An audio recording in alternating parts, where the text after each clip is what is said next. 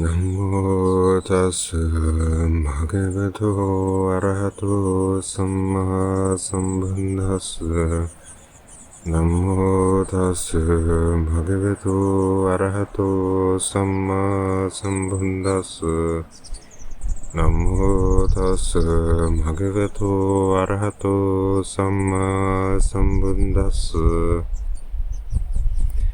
So, welcome everybody to the start of our Australian Dhamma Talk series. So,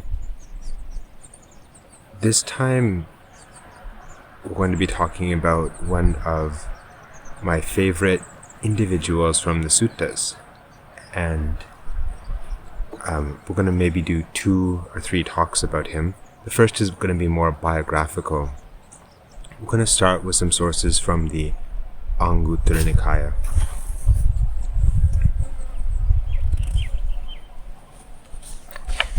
This is Aṅguttara Nikāya 3, Sutta 127, translation by Ajahn Sujato. At one time, the Buddha was staying near Savatthi in Jeta's Grove, Anathapindika's monastery. Then, late at night, the glorious god Hatthaka, lighting up the entire Jeta's Grove, went up to the Buddha, thinking, "I will stand before the Buddha." He sank and melted down, and wasn't able to stay still. It's like when ghee or oil is poured on sand, it sinks and melts down and can't remain stable. And then the Buddha said to Hatthaka, "Hatthaka, manifest a solid life form." "Yes, sir," replied Hatthaka. He manifested a solid life form, bowed to the Buddha, and stood to one side. The Buddha said to him, "Hatthaka, I wonder whether you still promulgate now the teachings that you promulgated when you were a human being."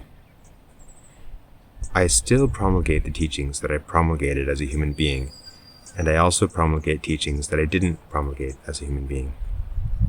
Just as the Buddha these days lives crowded by monks, nuns, laymen, and laywomen, by rulers and their chief ministers, and monastics of other religions and their disciples, so I live crowded by the gods. The gods come from far away, thinking, "We'll hear the teaching in the presence of Hatthaka." Sir, I passed away without getting enough of 3 things. What 3? Seeing the Buddha, hearing the true teaching, and serving the Sangha. I passed away without getting enough of these 3 things. And then in verse it continues, I could never get enough of seeing the Buddha, serving the Sangha, or hearing the teachings. Training in the higher ethics, loving to hear the true teaching. Hatthaka has gone to the Aviha realm without getting enough of these 3 things. So it's a kind of a funny sutta. It's a very famous sutta. And so Hatthaka has been reborn in the Aviha, which is one of the pure realms, one of the places where somebody who is an anagami or non-returner can be reborn. So he's been reborn there, and when he comes to pay respects to the Buddha, he doesn't realize that now if he just comes down, his body is more like a ghostly body. It will sink into the ground, so he has to make his body more solid. And so he says, where he's been reborn, it seems that other beings, other devas, they realize that this is a special person, somebody who's very close to full enlightenment, somebody who's attained anagami, and so they're coming to hear the teachings from him. And so then also poignantly he mentions the 3 things that he regrets, that he didn't hear enough of the Dhamma, he didn't see enough of the Buddha, and he didn't serve the Sangha enough. So it's quite a short sutta, and it displays sort of hints at an extraordinary character, so it makes one want to know, who was this Hatthaka?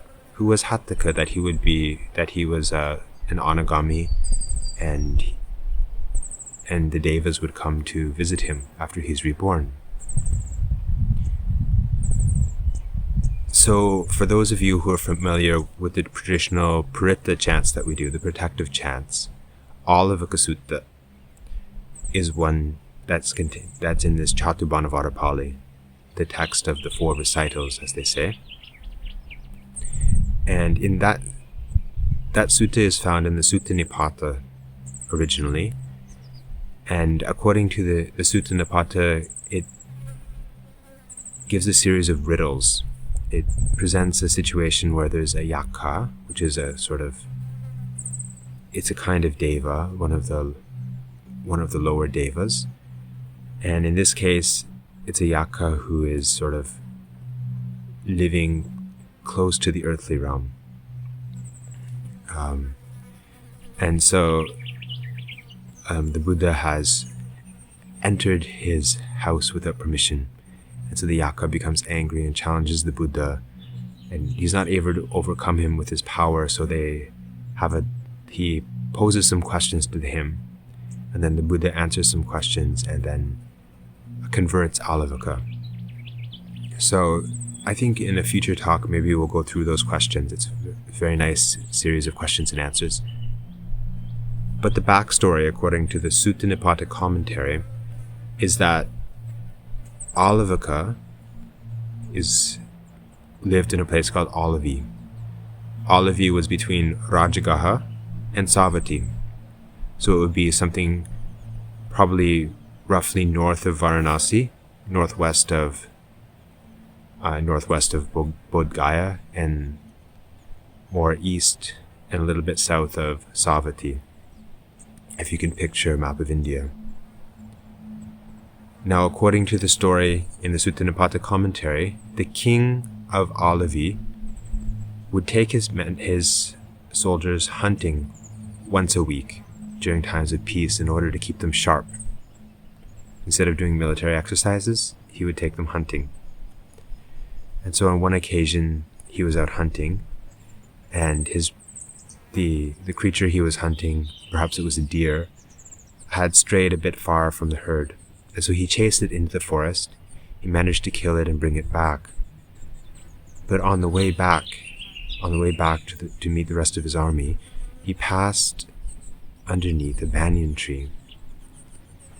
Now, it says that the yaka, Hatthālavaka, had obtained permission from his king, the king of the yakas, that he could eat anybody who would pass underneath that banyan tree, under the shadow of the banyan tree. So he captured the king and told him, "I will eat you."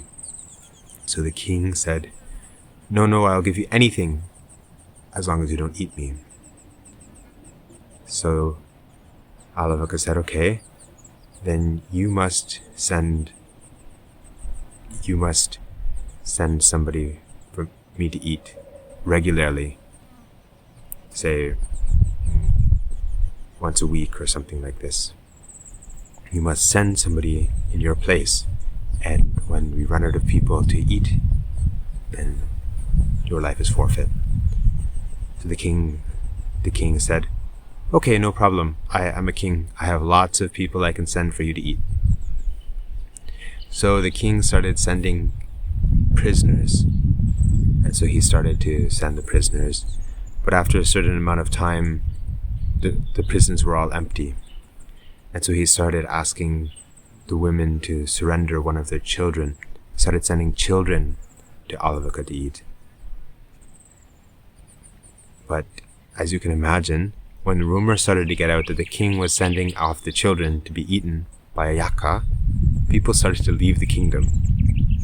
Until finally the only one left was the son, Hatthālavaka Kumara, Prince Hatthālavaka.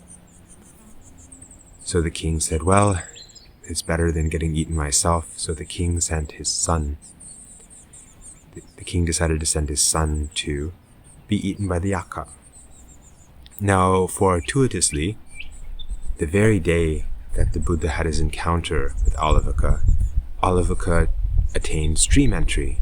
And he became, according to the story, he became vegetarian. He didn't eat any more people, which is kind of interesting. And so that morning, just as he's finished his Dhamma battle with the Buddha, the king's men come with the young boy and said, "Oh, Hatthālavaka, here's your meal for the day." And Hatthālavaka, very embarrassed, looked at the Buddha and said, "Bhante, I have given up eating flesh, so I offer this boy to you."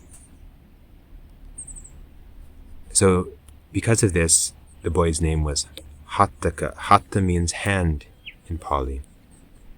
So he was passed from hand to hand from the Hatthālavaka to the Buddha. And now he became one of the great disciples, great lay disciples of the Buddha. So we'll read some other suttas, short suttas about Ālavaka here. So this is from the Aṅguttara Nikāya, from the Ones, translation by Ajahn Sujato. A faithful layman would rightly aspire, may I be like the householder Chitta and Hatthaka of Alavi. These are a standard and a measure for my male lay followers, that is, the householder Chitta and Hatthaka of Alavi. So that section of the Aṅguttara Nikāya actually gives a whole series of different role models based on whether you're a monk or a nun, a laywoman or a layman. And there are all kinds of different qualities. So, for example, the foremost monk in psychic powers, the foremost laywoman in generosity, etc. And so Hatthaka was listed. He was listed as the foremost lay follower in the 4 Sanghahavatu. So 4 ways of maintaining a retinue. And so we'll get to what those are possibly in the next talk, possibly today.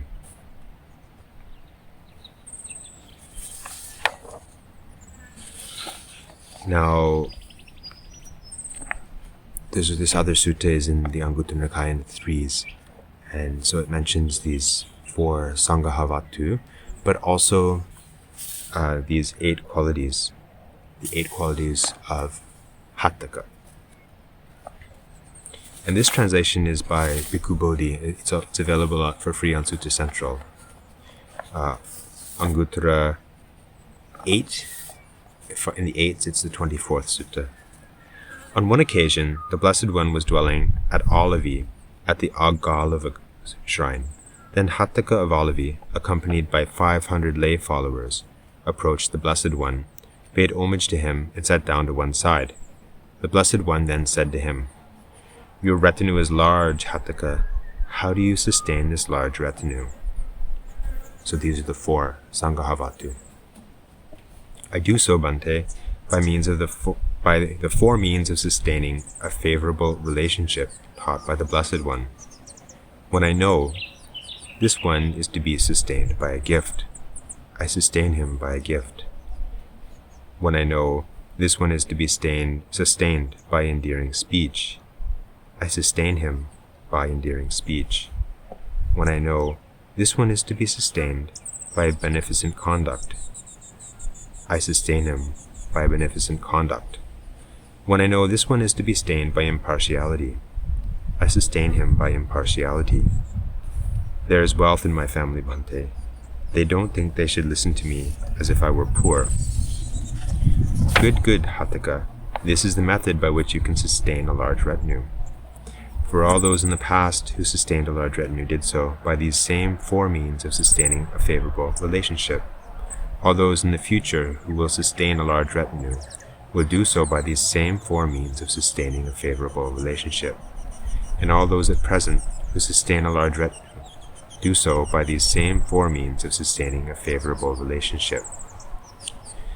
Then, after the Blessed One had instructed, encouraged, inspired, and gladdened Hatthaka of Alavi with the Dhamma talk, Hatthaka rose from his seat, paid homage to the Blessed One, circumambulated him, keeping the right side toward him, and departed. Okay, so we have those four method of sustaining a retinue. And then there's another sutta so this one continues on and gives the 8 qualities of Hatthaka, which are mentioned alone in the previous sutta, in the Aṅguttara Nikāya. So we'll read those, and we'll circle back to the Sanghahavatu. Then, not long after Hatthaka of Alavi had left, the Blessed One addressed the bhikkhus. Bhikkhus, you should remember Hatthaka of Alavi as one who possesses 8 astounding and amazing qualities. What 8? 1. He is endowed with faith. 2. He is virtuous. And 3. Has a sense of moral shame. And 4. Moral dread. 5. He is learned. 6. He is generous. And 7. He is wise. 8. He has few desires. You should remember Hatthaka of Alavi as one who possesses these 8 astounding and amazing qualities. So in the previous sutta to this, the Buddha relates just those 8 qualities, the first 7 of those qualities to a monk. And then the monk is curious. He wants to meet this guy. And so he goes up, he meets Hatthaka, and he asks him directly, do you have these qualities? He said, the Buddha has said you have these qualities. And then Hatthaka looks at him and he says, I hope there weren't any lay people around when he said that. And then the monk says, no. And he said, well, that's very good. And so then the monk goes back to the Buddha, and the monk tells the Buddha what happened, and the Buddha says, we'll add an 8th quality to these 7, that he has few wishes, right? Because he doesn't want to be famous. So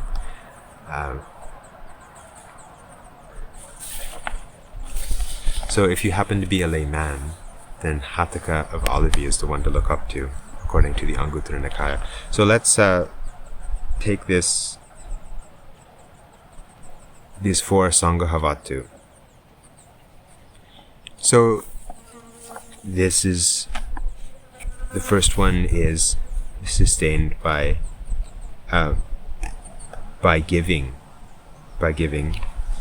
And then the second one is by endearing speech. The third one is by kind behavior. And the third one is maintained by impartiality.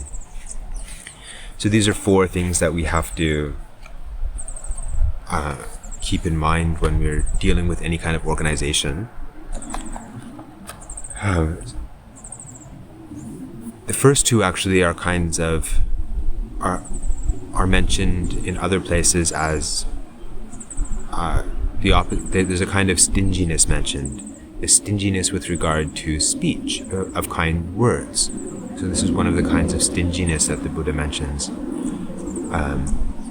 And so at a suitable time, people need encouragement, and so they need some kind of praise. So if we're always sort of taciturn and think, oh, they'll become proud.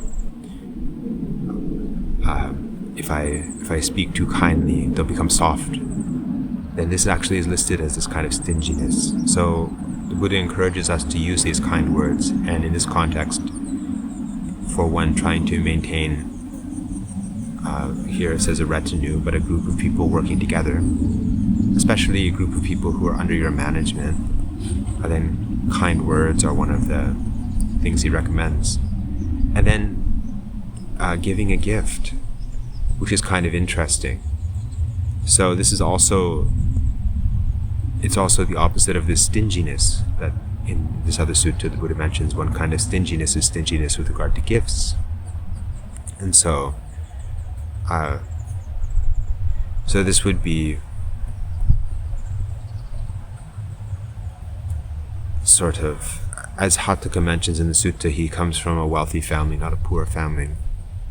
So people would feel that he's being miserly if he doesn't give gifts. So you'd have to know the suitable type of gift in the suitable kind of situation. Of course, we're not talking about bribes here. We're talking about like maybe having a Christmas party or something like that, or a Vesak party, depending on which country you're from. Sort of offering food and offering small kind of gift packages or something. Now, then beneficent conduct, so to treat the people under you kindly. And the fourth is impartiality. So trying to maintain an organization, then the people need to know that they can trust those who are above them in their hierarchy. So they need to be able to trust their protection, the protection from, for example, from false accusations, and also this impartiality. So they need to trust that you're going to treat everybody by the rules, by the in a proper way, in a fair way. And so in this way, you build this trust and goodwill, and you can sustain the organization as well as the personal relationships. So we don't actually have a sutta that explains how Hatthaka was able to attain the stage of Anagami, but he's one of the few laymen who are mentioned in the suttas who are able to attain that stage. So there are some other suttas involving Hatthaka, where he encounters the Buddha and asks some questions. And also we have the riddles from Ālavaka Sutta, where the Buddha is doing battle with the Yaka Ālavaka. So in the next talk we'll have a quick look at those suttas, and so we'll do another talk on related to Hatthaka of Alavi. So I hope the lighting isn't too bad. We have a bit of an outdoor talk today, so maybe we'll have to move back inside next time if the lighting is not clear enough. So I hope that all of you may be happy, healthy, peaceful, and content, and swiftly attain the peace of Nibbana. Sadhu, sadhu, sadhu.